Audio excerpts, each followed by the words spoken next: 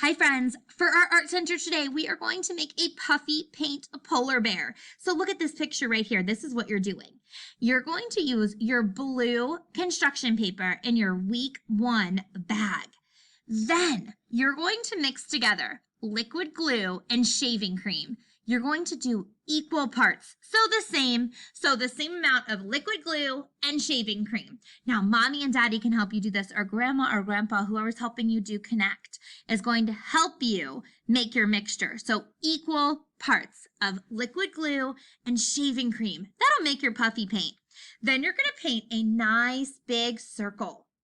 Then using construction paper, you're going to cut out your ears and your nose. Now, you can use whatever you want to make your eyes. If you have googly eyes, you can use those, or you can cut out eyes for your polar bear. Okay, friends, so when you're done painting, you can add your eyes, nose, and mouth, and also your ears. And what's really cool is they'll stick right on there since your puffy paint is made with glue. All right, have fun and we'll see you soon.